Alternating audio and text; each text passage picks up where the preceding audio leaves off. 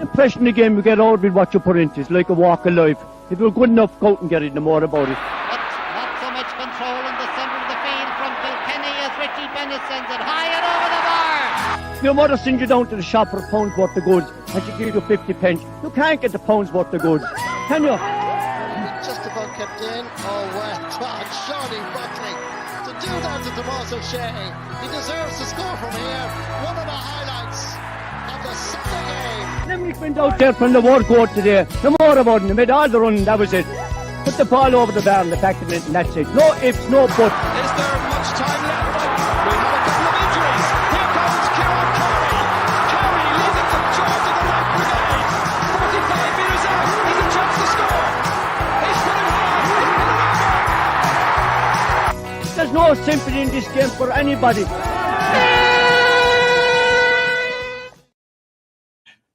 Hello, and you're very welcome to another episode of Treaty Talk, episode 274 with myself, Tom Clancy, and the evergreen Matt O'Callaghan alongside me for this afternoon's episode. Matt, it was a very up and down week across Gaelic games in Limerick. We had one team, I suppose, finish out their campaign relegated. We had another team promoted. We had another team dethroned, and we had another team losing in a final. And there was a couple of more ups and downs in between. We were hoping for a clean sweep last week. We didn't get remotely near that, but you know, it was an interesting weekend, let's say, for Limerick Gaelic games. It was, Tom. Certainly, there was definitely a variety in it across four codes, and for the most part in the four codes, we were competing at the right end of the competition. As you said, like we were competing in a league semi-final in hurling and in ladies football. We were competing in a final in Camogie, and we were competing in a very, very important game in the Munster Under-20 Football Championship. So overall, at face value, it was a poor weekend in terms of results, but there were a couple of beacons in there, and very important for the ladies football, and very important also for the minor Camogie team. So I know we'll be looking at them in depth now, but look, there are weekends like this, Tom, and you know, we're heading in now to the championship. The countdown is on, so you know, we're in for an interesting couple of weeks, but you know, you'll be seeking at this stage to see what did the various teams derive from the league competitions, and I would say, you know, I can sum it up by saying quite a lot, in my opinion. So that when the championships start, and of course the under-20 football has started, the minor football is starting next week. We're in a state of readiness, Tom. Yeah, we certainly are. And one team that's ready to make a jump, or who has already made a jump, of course, is the ladies footballers. A change in format this year, a lot more group games for them. It was not two groups of 4 and 3 like we'd seen in recent years. A semi-final, which in one way was a final. They got over the line just about, and I say that as a positive. Of course, Iris Kennelly comes up with a winning goal right at the death. Virtually, I think we've been told more or less the last kick of the game. A sweet one for all involved. Limerick Division 3 to look forward to in 2025, and of course, probably the more important prize in the short term anyway, a Division 4 National League final. Yeah, Tom, I'm absolutely delighted. You know, I have a close affinity with them. I saw most of their games this year, and I'm absolutely delighted for the girls. Absolutely delighted. I'm delighted for the management team. They've done a great job. And looking at them through the campaign, when the fixtures came out first, you'd say to yourself, gee golly, 6 matches out of 7 at home. This is an opportunity. And after the first 3 games, a win, 2 wins and a draw, I wasn't happy, Tom. For the reasons that you probably had me during this podcast. I think 2 points got away against Wicklow on the first day, and I thought that we didn't do our scoring average enough against the 2 weaker teams in the group, Derry and Kilkenny, because I had a sense that it may come down to scoring difference at the end, which thankfully it didn't. But we would have been behind the 8 ball, and that definitely had it. But as the campaign progressed, the draw with Longford, that was the day, I think it was a slight turning point, perhaps, in that instead of 3 points lost, there was a point gained. Because we came back, we looked to be dead, Longford looked to have it in the bag, and we came back, snatched the point. Then we lost to Leitrim, which set it up lovely for the semi-final in Ballinamore. Then played for Fermanagh in McNeville Park in a very, very low-scoring game. Fermanagh were the team in the competition this year, and could have got a win, didn't score in the second half that day. So, and then it came down to the game against Carlow. But all the time I was seeing measurable improvement, particularly in the last 3 games. And I think obviously a new management team, although they were part of Graham Shine's, but to put their own stamp on it, and by God did they, I thought they did an excellent job. They made 2 crucial decisions, I think, Tom, and there were 2 huge leaps of faith. They took Cathy Mee out of the forwards, and you'd be saying to yourself straight away, that's our scoring power gone. And they put her at centre half back, and it worked a treat. As a result, after the 7 games in the group stages, even though they had finished 4th, they had conceded the least number of scores. They had only conceded 62 points in the group stages, whilst Fermanagh, who topped the group, had conceded 69. I know you're getting bored by statistics by the look of you. Not at all. But no, it's a very valid point. You know. But the other change that they made, the moving of Debbie Murphy from wing back to centre half forward, you could not have imagined how well it has worked. She's been absolutely incredible in recent games, just simply incredible. And she's diminutive, but by God, when she runs at defences, and I think she got 1-5 against Leitrim. You know, she's been absolutely fantastic. So it was the ability of our management team, first of all, to have the courage. There were 2 huge changes. Yeah. Like if you were taking Cathy Mee, your most prolific forward, out of defence, out of attack, and placing her at centre half back, and she dovetailed in there immediately, seamlessly, you know, which is the hallmark of a great footballer. And vice versa then with Debbie, who's been playing wing back for quite a while. But Debbie was unable during her time at wing back to conceal her attacking instincts. You remember she was an attacking wing back, and practically in every game from wing back she was scoring. Yeah, you know. So they decided to move her 30-40 metres closer to the goal. Yeah, and it hasn't improved. And but like it was a special goal from a special player on Sunday that finally decided it. Limerick led all the way, Tom, until the 6th minute of injury time, when Marion Devaney got a goal for Leitrim to put him ahead for the first time. Just imagine it. In the 6th minute of injury time, you fall behind for the first time. And Limerick had the courage from the puck out, from the kick out, to regain possession, work it up the field to Iris Kennelly, and she sublimely looped it in over the goalkeeper, lobbed it in over the goalkeeper for what was a priceless goal.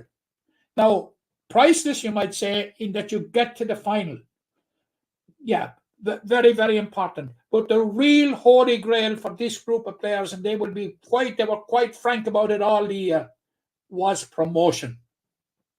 And as you said at the outset, the format has been changed this year, thankfully, because from heretofore in the past, there was only one team from Division 4 going up. Now, with a full group in Division 4 of 8 teams, playing a full round robin, it's 2 up, 2 down. So getting to the final had that extra promotion, I suppose, was number one, Tom, of being in the final against Carlow on Saturday week is a bonus. Yeah, it certainly is. And I hadn't realised that they were behind for so long. Just to touch, or sorry, ahead for so long, and then behind for, I suppose, just a few seconds really. There is the fixture for the final. It's Carlow versus Limerick. It is currently set for Grant Heating, St Brendan's Park in Burr in County Offaly, and I'm sure the ladies would appreciate all the support that they can get on that one. I suppose there's a photo. I don't have it to hand, Matt. It's seen a photo of Roisin Ambrose, the team captain. I don't know if you've seen it, on her knees, arms outstretched. Like you question what it means to these players. It means absolutely everything to Roisin, clearly. Heartbroken in last year's All-Ireland final, but there's just the relief, I think, is probably the word that would probably override for a player like her. Well, for a player like Roisin, an outstanding player, and don't forget now that we're talking about the Munster Ladies Footballer of the Year in 2023. It's huge. And I think that picture captured exactly what it meant to Roisin, and not only Roisin, but everybody connected with the squad. Yeah. Because the time has come where the like of Cathy Mee, Maeve Mack, Debbie Murphy, Roisin, Cameron O'Leary, Iris, that they want to test themselves at the higher level in Division 3. And they were so tantalizingly close to it. Was it 2 years ago when they were beaten by Offaly in the league final? They had beaten them in the first round in Martinstown, but Offaly reversed it in the final. And by some quirk, Tom, that final Offaly had home advantage. Yeah.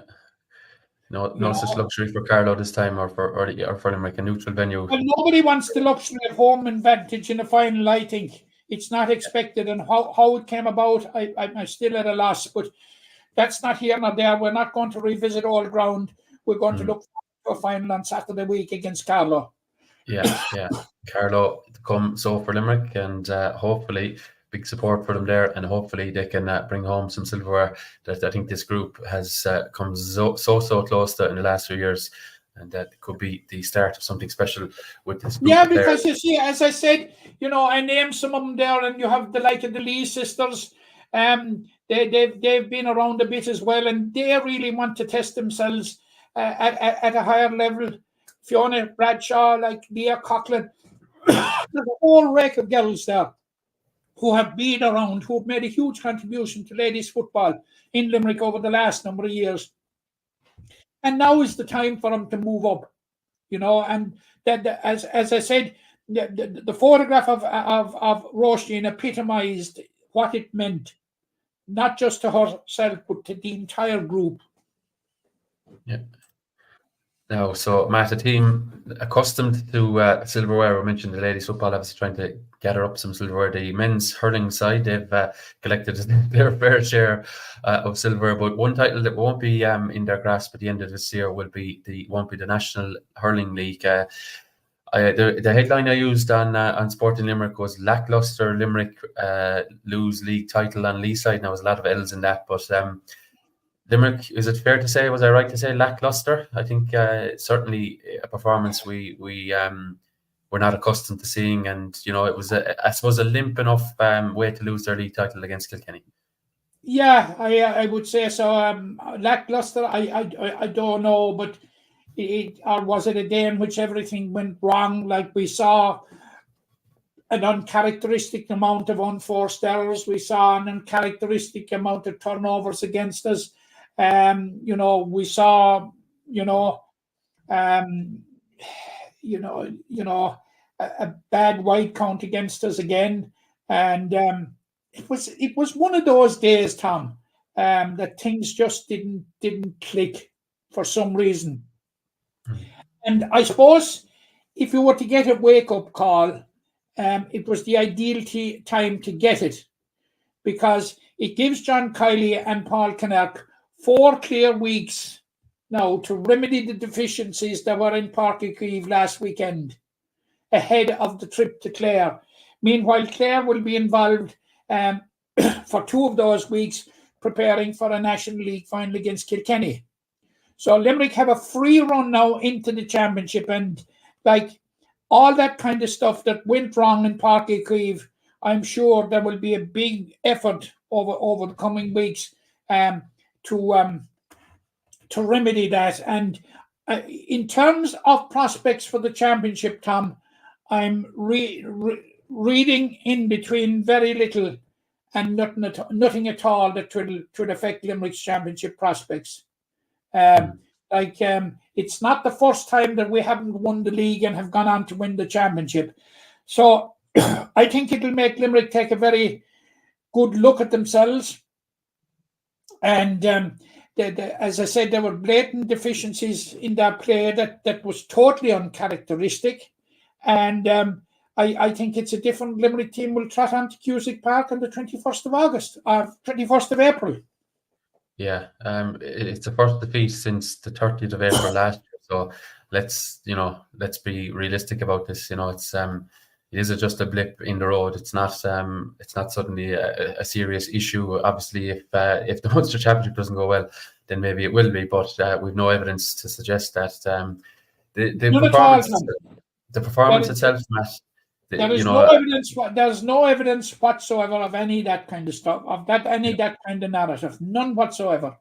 Yeah, the game itself, Matt. I mean, you mentioned uncharacteristic errors. The game that Limerick play, personally, I think when it works well, it is great to watch. It looks $1 million, as they say. Very hard to stop.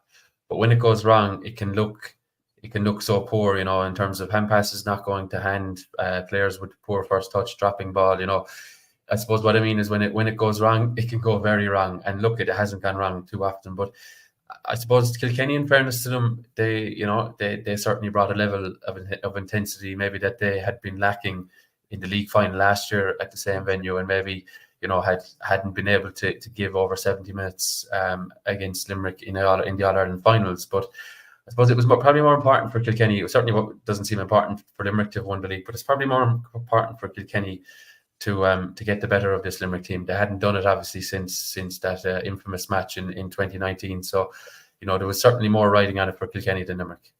Oh, absolutely. It would be wrong to say that there was nothing riding in it for Limerick, because if you're in the league semi-final, obviously, getting to the final is riding on it. But for Kilkenny, it was an absolutely crucial game. They're after losing 3 major finals in a row to Limerick. 22 All-Ireland final, 23 league, 23 All-Ireland final. So the getting a win for Derek Ling and his squad was absolutely crucial. Absolutely crucial. Even the dog is agreeing with me there. It was absolutely crucial from a Kilkenny point of view. But Tom, it was such an uncharacteristic Limerick performance. As I said in summary, that I'm reading little to nothing into it. And, we've said here in the past in this medium, Tom, what is very dangerous is to give John Kiley time. And his Paul Kinnerk and their management team. Now they're 4 weeks, and I think that whatever deficiencies are there, that they will certainly have really worked on them. And as I've already said, at the risk of being repetitive, it'll be a different Limerick team you'll see in Cusack Park. Like, when have you seen Limerick being exposed at the back twice on a 1-to-1? First with Owen Cody, second with Jerry Reid, and both ending goals. When have you ever seen it happen? Yeah, it seems like a long time, Matt. Very long time since we have. If there was to be, I suppose, negatives now, I know you're probably saying, look, that it is a bit of a one-off. Maybe we certainly hope. If there was to be a negative, Peter Casey's red card, is certainly something that could cost him on a personal level, in terms of, he might lose his place. he'd certainly lose his place against Clare. He'd be suspended for that game. It's not something that Limerick needed or obviously wanted on the back of the Shane O'Brien red card, but to pick up another red, disappointing. Disappointing, and I'm disappointing for Peter because it's out of character for him, and Peter Casey tends for a lot of the time to be judged on what he has scored. I don't judge him that way at all. I judge him in what the huge contribution that he makes. Yes, he embellishes it sometimes with scores and some very, very good scores, but his work rate is simply phenomenal, Tom. Around the field, absolutely phenomenal. And Peter Casey is a lost 20 team, and a huge loss to Limerick now. And I'm desperately disappointed for the fella himself, because I would rate the guy very, very highly for his overall contribution. We tend to rate forwards on what they put up on the scoreboard. Yes, he puts it up on the scoreboard, but his contribution around the field has been phenomenal. Certainly has. It opens the door so much certainly for the Clare game, and maybe beyond for someone else to step into the breach and to hold down a jersey. Adam English, Donnacha O'Donnell, in my opinion, probably the two most likely at this juncture. Now, obviously, rabbits have been pulled from hats before, but it certainly seems like they will probably be at the front of the queue to take that jersey. Yeah, Shane O'Brien would be in the mix, I would say. Yeah. The options are going to be there. It'll be an interesting choice, but as I've said before, you can bank on John Kiley, Paul Connacht, and Co to make the right one. Yeah, okay. And the final one, I think, maybe talking point from the game, Cathal O'Neill, again, looking sharp at 7. He was certainly a positive, probably one of Limerick's stronger performances on the evening. He's probably shown now that any of the middle 8 positions, he'll do more than a job for Limerick. He'll be can be trusted in any of those. So it certainly is another string to Limerick's bow, especially with Kyle Hayes only having played once so far this season. It's certainly an addition to say that Kyle can play at 7 or indeed anywhere across the middle 8. Sure. Look, you're talking about a fantastic hurler, and you're talking about a versatile, adaptable hurler. And I think he has proved beyond doubt that since what is it, his third game in the half-back line, is it? Yeah, it's probably even as he's 4th. Is he 2 at centre back? I think, and he 2 at wing back. He's been a revelation since he went back there. Absolutely fantastic. So, but it doesn't surprise me. And when John Kiley and his management team will sit down to pick the team against Clare, it's going to be very, very difficult to omit Cathal O'Neill. Yeah, I think he's. I think he's done more than enough. Yeah. He's putting their hands up, but by God, he's put both hands up. Yeah, definitely has. Yeah. So, well, all roads now lead to April 21st in Ennis. Before that, though, we'll have the 20s in action. We'll touch on that next week. Shane O'Brien, Matt mentioned there, will be, I suppose, ready and eligible for that. So we'll see how that plays out in terms of his involvement subsequently with the seniors. Matt, changing codes now to Gaelic football. On the men's side of the house, our Limerick seniors completed their Division 3 campaign with a narrow defeat against Offaly. It was Offaly had something huge on the line. They had their own status in the division. Subsequently, it turned out they didn't actually need the win, but at the time, obviously, they had to go out and defeat Limerick. They did so. Limerick, Matt, the most interesting statistic for me coming into this game was Limerick had been behind in every game at half-time. They actually led this one at half-time, but unfortunately, Offaly finished the stronger and got the win. So 7 defeats from 7. Look, they were disappointing is the most obvious word you can do here, but I suppose a couple of green shoots. Maybe you were saying to me there before we got on air that things not all is lost here for Limerick. No, and I think I made the point, and I think it was unpopular maybe about 3 or 4 games back when it didn't look to be going well, and there was a tough array of fixtures ahead. If we were to be relegated, it wouldn't be the end of the world. Now, that might sound awful, but relegated we are, and we're in the situation now that we're in Division 4 for 2025, and the immediate task is to build, prepare to get back out of it, get back up. And I was very, very disappointed, I have to say, with the first 3 games. But I say it again, Tom, and they'll say he's beaten that old drum week after week, but we're talking about facts here. With a new management team who were minus 17 of the squad that finished last year. So you were into a greenfield situation, really, blank canvas. So I was disappointed with the performances against Antrim, against Down, and against Sligo. Then there seemed to be a turn for the better in a very, very spirited performance against Westmeath, spirited performance against Clare. And then we were down to a situation, lost 5 out of 5, 2 games to go, both away from home. If you won the 2 of them, you had a decent chance of staying up, and we lost both of them by a point. So, you know, you can take what you like out of that, but what I want to take out of it is positivity, was that there was measurable improvement as we were going on from the halfway of the campaign. And apparently, we did everything but win the football match last week. You know, right. There are certain things that Jimmy Lee will be positive about. And you know, I know it's a daunting task going down to Cork in the first round of the championship in 2 weeks' time, is it? Yeah, 7th of April, yeah. So, you know, 7th of April, yeah. And it's not going to be an easy task, certainly, but you know, were you to lose, and the expectation is that you will lose to Cork in the first round, let's face it, like, there might be a chance to keep building through the Talton Cup. Like, yeah. We have seen teams very successfully building through the Talton Cup in recent years. Like, we've seen Westmeath winning it, and we see they're in a Division 2 final, Division 3 final.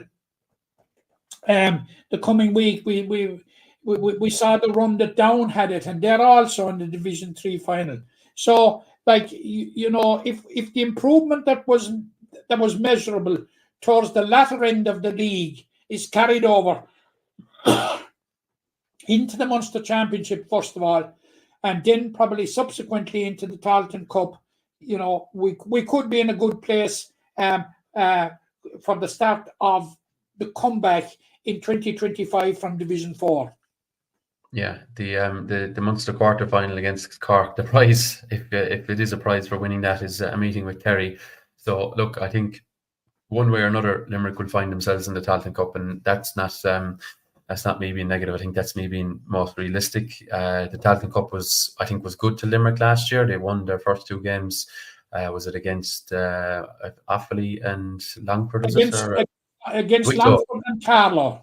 Longford and Carlow, sorry, yeah. There's a lot of Leinster. Then they lost a dead rubber game to Wicklow and Port and then lost to Laois in the quarter final. And the loss to Laois was it was a miracle loss. Yeah, the amount of opportunities that they created. Yeah.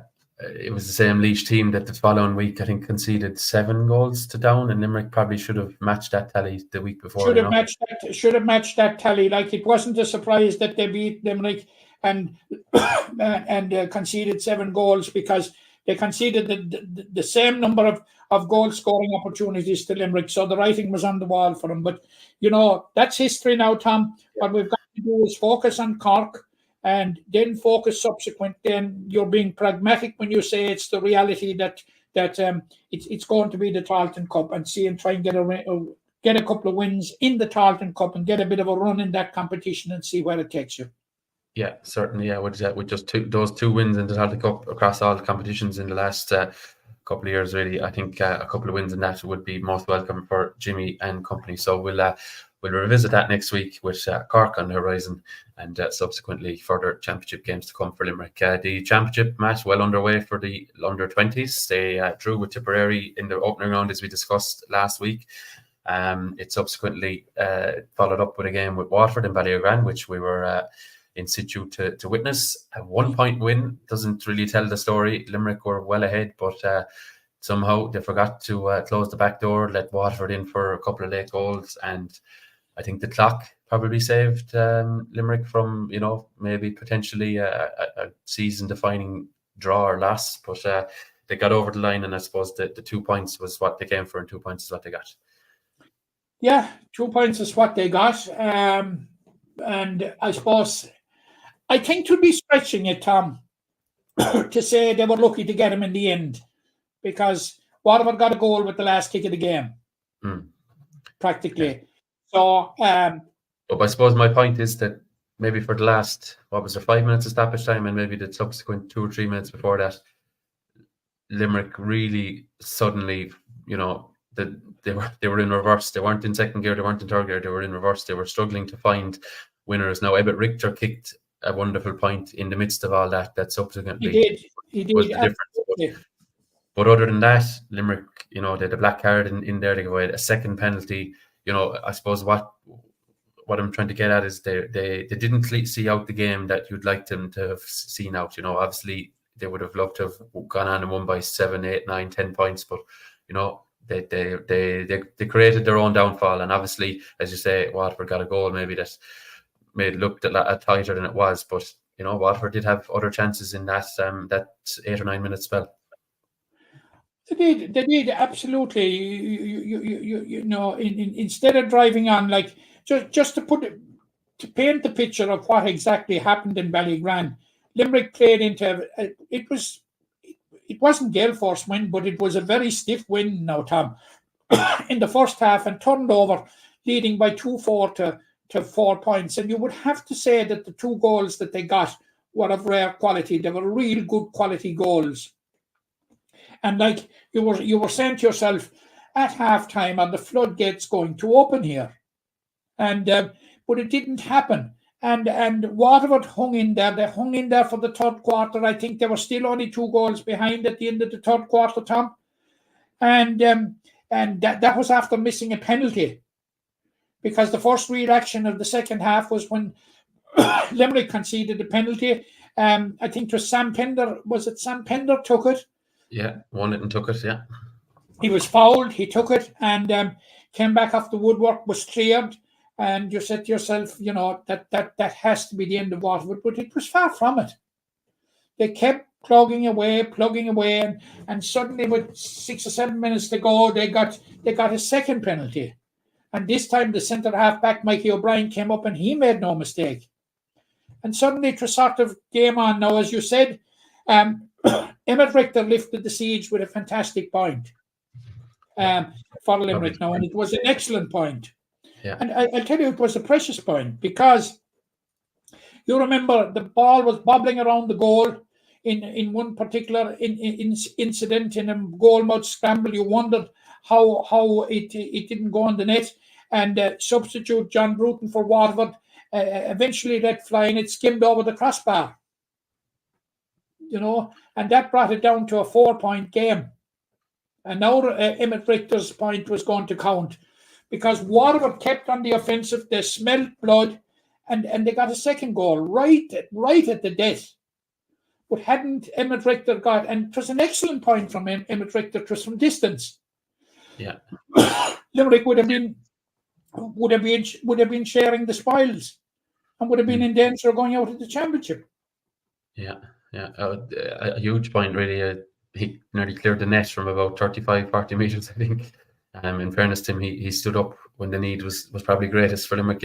What it does, Matt, is it sets up a game with Clare, which, in my opinion, is effectively winner takes all. Now, a draw will suffice for Limerick, which is, I suppose, good. But Tipperary beat Clare last time out, so Limerick are on 3. Tipperary are also on 3. Clare on 2, haven't beaten Waterford, and Waterford are, I suppose, out on 0. So it looks like you'd imagine Tipperary would have too much for Waterford based on what we've seen. So that means that in order to get to the top 2, which is the ultimate aim here, a win or draw with Clare is needed. So a bit of improvement is probably needed from Shane Kelly's men to get the better of Clare. Yeah, well, there have to be an improvement in this particular aspect of their game in seeing out the game. Yeah. You know, because they went from a position against Waterford of dictating the terms of engagement to have the terms of engagement dictated to them. You know, it was a huge reversal of fortunes in the second half. Like, playing against the strong wind in the second half, Waterford outscored Limerick 2-2 to 3 points.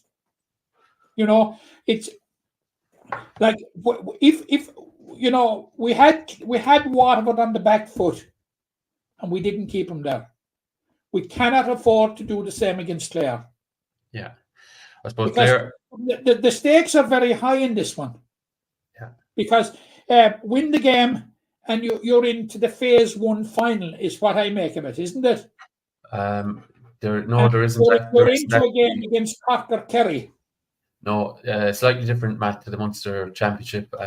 There is no phase 1 final in this. It's Sorry, you're into a new group actually, aren't you? yes, yeah. So the top 2 will go into the group with Cork and Kerry. So Cork and Kerry are waiting wings. So we'll just say Limerick and potentially Tipperary. If maybe things proceed that way, we'll go into a group and they'll play 3 more group games. So just in that scenario, Limerick, Tipperary, Cork, and Kerry. Limerick would play all 3 of those. It guarantees that you'll have 6 games. Yes, exactly. Yeah. And lose and you're into the B final.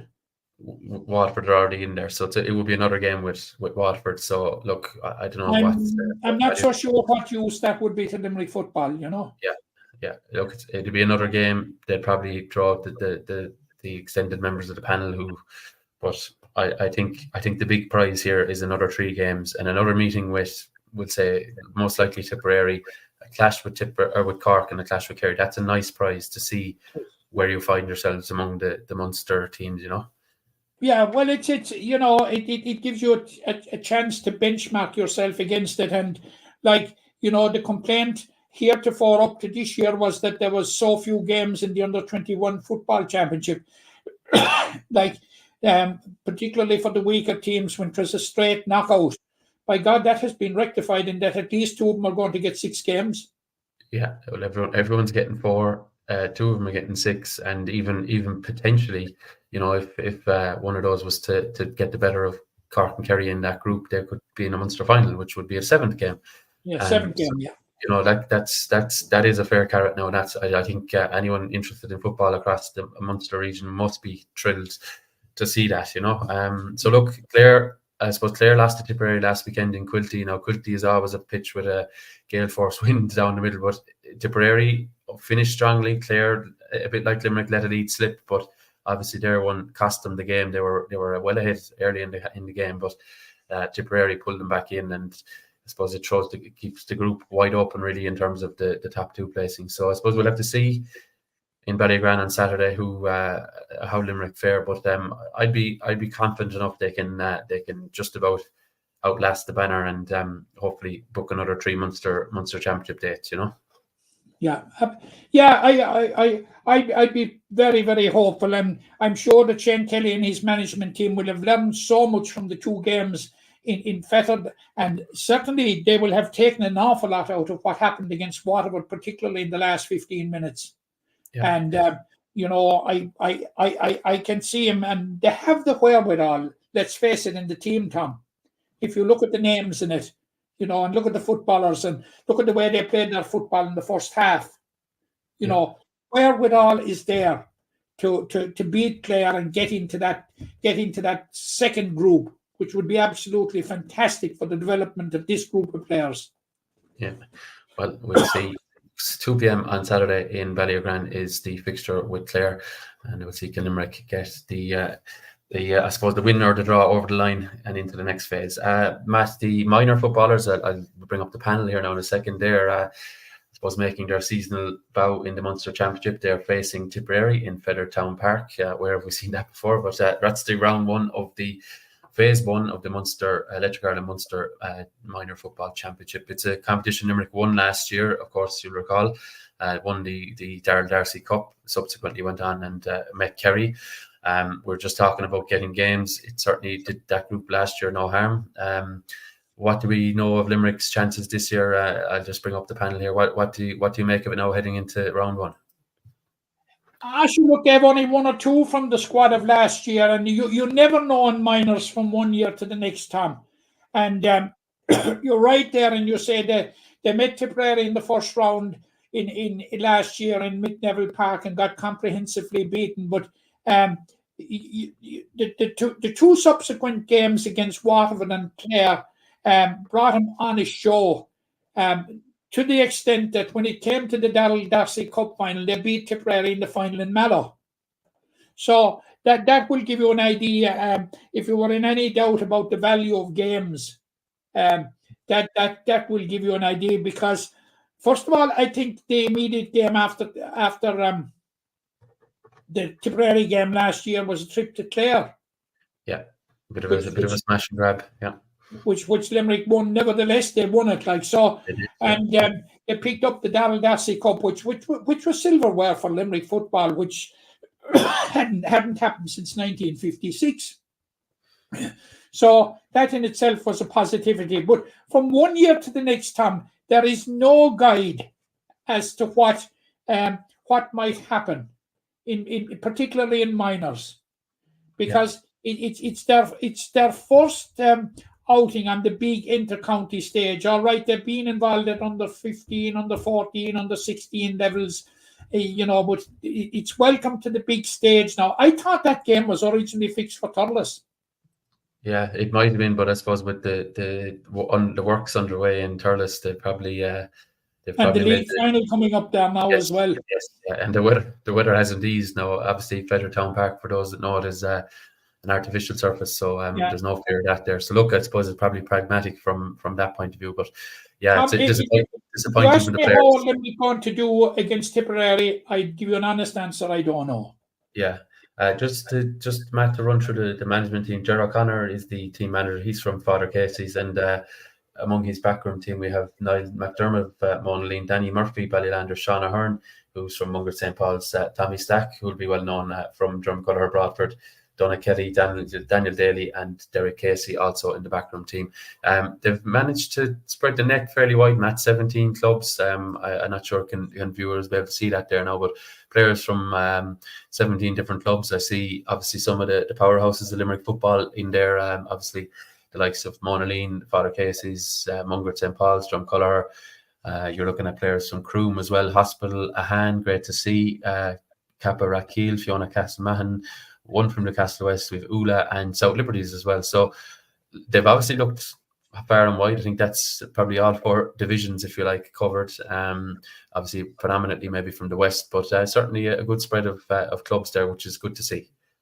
Well, yeah, they cannot be accused of not scouring the county for what talent that's in there. They've gone far and wide from Kilbehenny to Abbeyfield looking for it. And if you look at the management team that you just called out there, collectively there is no shortage of football knowledge or nose there. So, and I'm sure like Jerry O'Connor will have his side, primed to the very last and well prepared.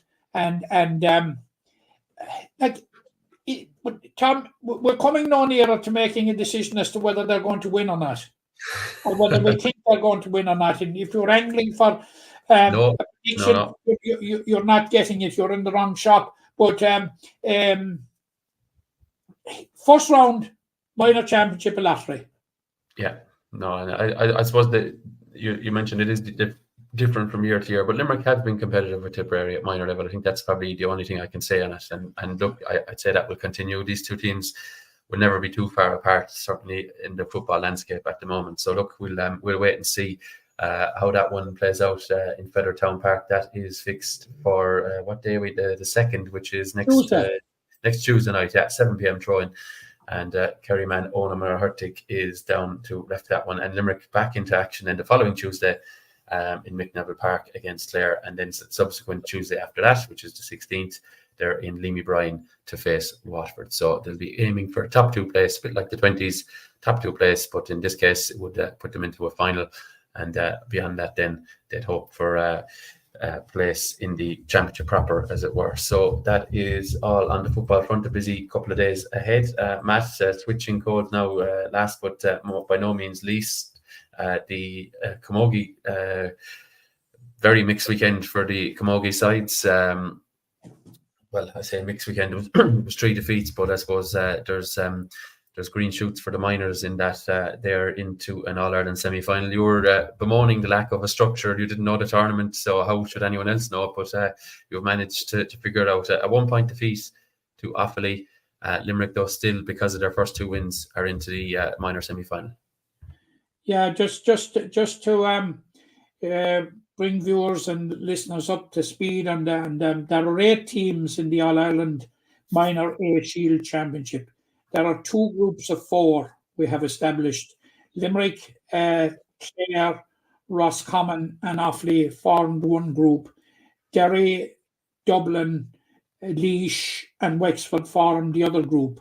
The group stages have been completed, with the top 2 teams in each group going forward to the semi-final, and the teams placed 3rd and 4th into quarterfinals. Limerick, despite losing to a last-minute goal to Offaly last weekend, finished top of the table on scoring difference. So they take the semi-final spot from one group. Derry take the semi-final spot from the other group. So you have Derry and Limerick in the semi-finals, cannot meet until the final. And in the quarterfinals, Clare will play Dublin and Wexford will play Offaly. And it was, in many ways, the minor game with Offaly mirrored the Limerick Leitrim ladies football game, in that Limerick led all the way right from the start until the 68th minute, when Offaly got the only goal of the game to win it. So, it was a very, very tight group, Limerick's group. For instance, Limerick topped the group on +9 points. They had a 3-point win over Clare. They had a 6-point win over Roscommon. There were a number of draws in the group. There were a number of 1-point victories, 1-point defeats. Sorry, Limerick topped the group on +8, Tom. Yeah, good match, Matt.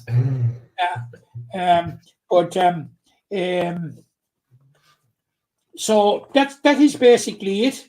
They were beaten in the All-Ireland final last year. They have 10 of the squad that were in the All-Ireland final squad last year. Now, some of them were subs, and there was about 4 or 5 starters from last year. So, in my view, they have the nucleus of a very good team. And they are where they want to be. But sometimes, it's not always the best thing to happen to miss out on the semi-final, on a quarter-final. But it is what it is, and they will be playing in the All-Ireland semi-final on the 21st of April. Right, that's one to look forward to. We'll see who progresses, obviously, from the other quarterfinals in the coming weeks, and we'll know the fixture then just before that one. Matt, we could move now to the final that took place over the weekend. That was the Division 3B final. Limerick defeated. But before we talk about the game, let's have a look at this fantastic goal and piece of skill from Limerick's Ella Hession. To the 1-2 with Valerie Shannon, sending it down to Ella Hession. We know what Ella can do. She gets the ball, and Dublin's defenders know what she can do. They're staying very tight to her. The free has been conceded, but the advantage has been given. Ella Hession on the move for Limerick. Shot goal! A goal for Limerick! And Ella Hession, when she got the ball to hand, she'd only one thought on her mind. She took off, got within range, gave Chloe Nicali. Now, yeah, Tom, there won't be a goal scored in Camogie this year at any level, I think. Yeah. If anyone did miss that, right, I'd encourage you to rewind this now and have another look if you're watching and maybe not listening. But she picked the ball up with her. She has been absolutely fantastic this year. She's ended up with something like 6 goals and 5 points in the campaign. Like, yeah, if your full forward brings that kind of a return, But the game was disappointing, Tom. And I think the biggest disappointment of all was Dublin played with a strong wind in the first half, led by 9 points to 1-3. And Limerick failed to score in the second half when assisted by the wind. There were only 2 scores in the second half, and both of them were to Dublin. I think that is the thing that will disappoint David Deedy most. And you have to say like that David Deedy has done an absolutely fantastic job with this team. And certainly, we'll certainly be looking forward to the forthcoming championship. And like you must remember that they struggled last year to beat Offaly in the final round last year to get a first win in the league. And here we are within touching distance of winning the league this year. So it's a huge turnaround. It's hugely measurable progress. And albeit it's a disappointing final result. He will be more disappointed than anybody and the girls.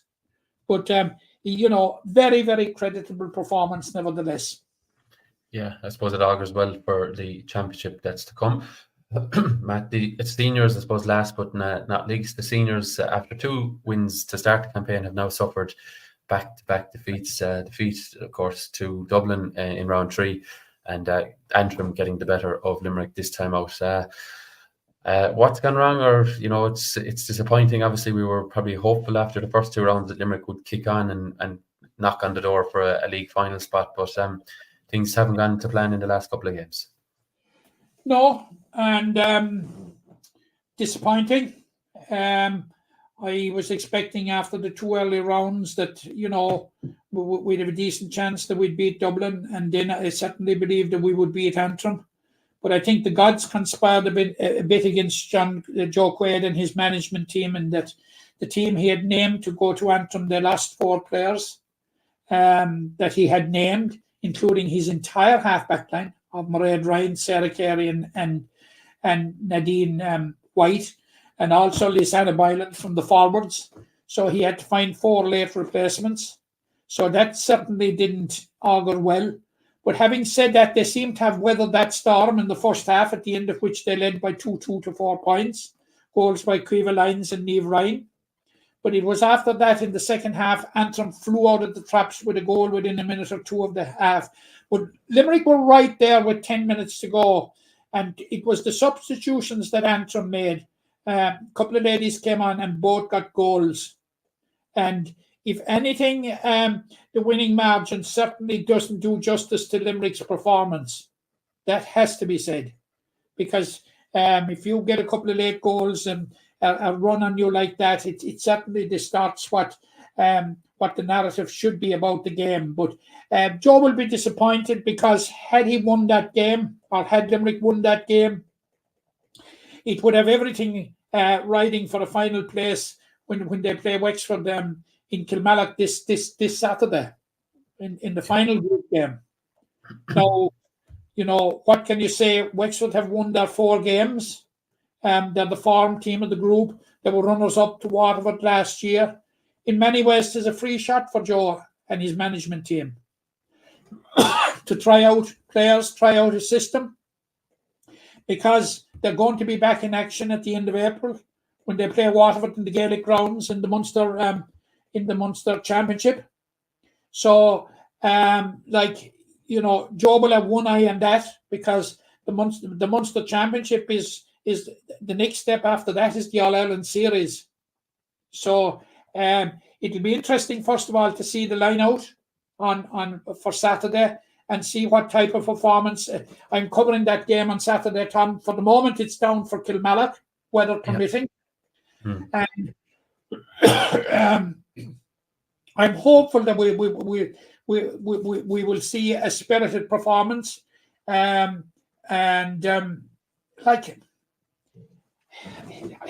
think there are a lot of good things about the team, and I've been saying that from the start.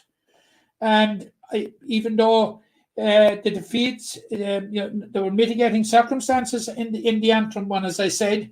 Maybe the Dublin performance was just downright poor. I don't know. I wouldn't be sure. But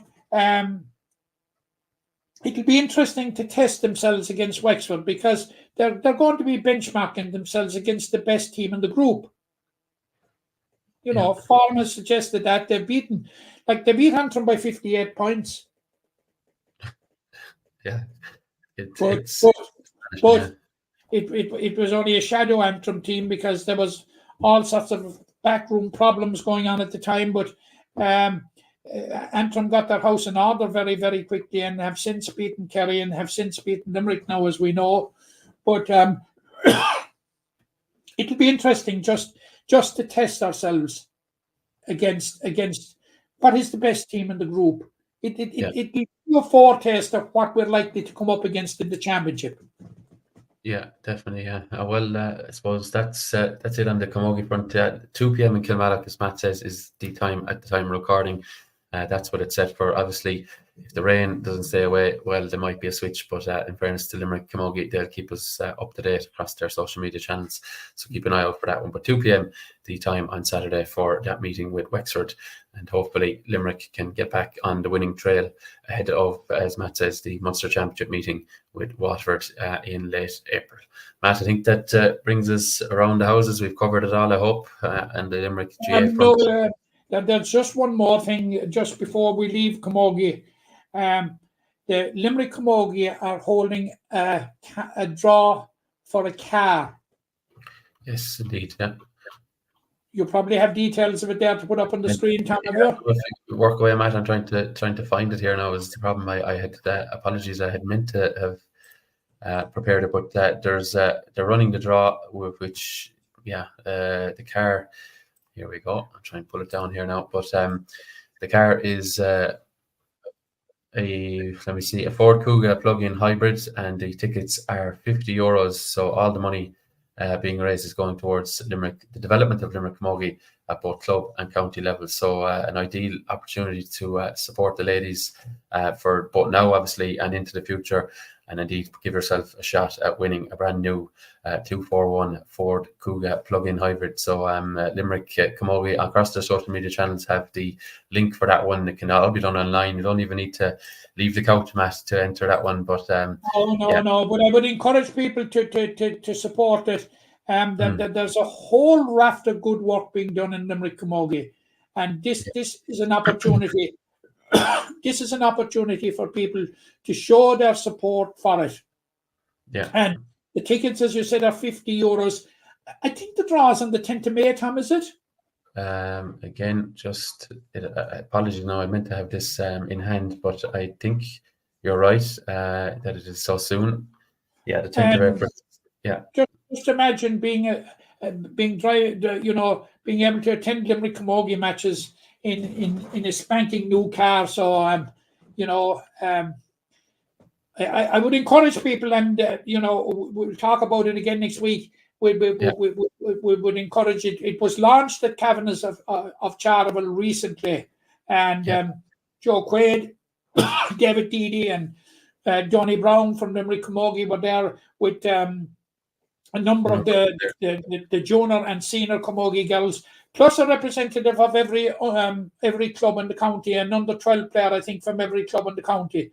So, I would appeal to the GA public in this county to get behind the girls and get behind the good work that's been done by Limerick Camogie. That, we were talking there about 3 defeats there a while ago. Forget that. One of them was in the final. And the other was we were in such a strong position that despite the defeat, we were still in the final or in the semi-final. Yeah. So you can see right across the spectrum, senior, junior, minor, and down along, under 16, right down along. There is fantastic and Trojan work being done by people in Limerick Camogie. So I would appeal to people to please support it. For the sake of 50 quid, you could be driving away in style. Yeah, certainly. And Matt, when you win it, I'll be expecting a lift to the games to come later in the season. But I'll call specially to Bruff for you, Tom. Good man. Ideal altogether. Yeah, so that's coming up 10th of April, I believe, is the draw. We'll have further details of next week. But a brand spanking new Ford Kuga plug-in hybrid will probably cut your fuel costs as well, as supporting the ladies. So a nice prize there for all involved. I think that brings it to a conclusion, Matt. Hopefully we'll have, I suppose, a couple more W's to the wins, of course, for Limerick this week. But we shall wait and see. And we're between yourself and myself, of course, we'll be out and about at the games over the weekend. I think you're at the Camogie, I'm at the 20's football, and we'll keep an eye on everything else that's going on in Limerick.